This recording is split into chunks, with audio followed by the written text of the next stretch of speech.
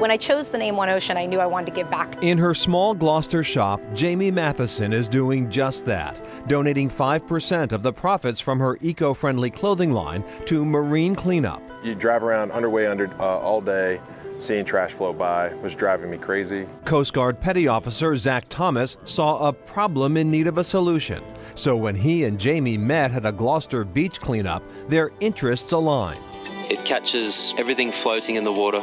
Plastic bottles, paper, oil, fuel. Both had seen a crowdfunding campaign for something called Sea Bin, which collects marine debris.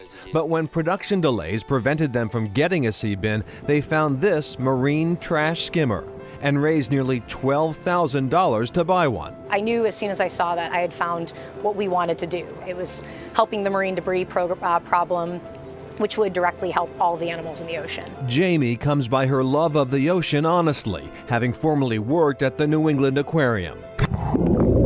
And one doesn't have to dive below the surface to find the threat to the marine environment.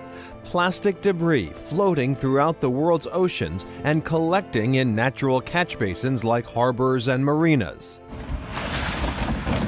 Placed in Gloucester Harbor last fall, the marine skimmer has been gobbling up debris 24/7. Funded in part by the city and community nonprofits, a town vote named the bin Skimmy Gibbler. It seems like just yesterday we splashed her in the water and just sat there anxiously waiting for her to gobble up some lunch. Maritime Gloucester, a museum which also runs educational programs for K through 5, was able to place the skimmer on the public pier adjacent to their building, and they help clean up what Skimmy consumes.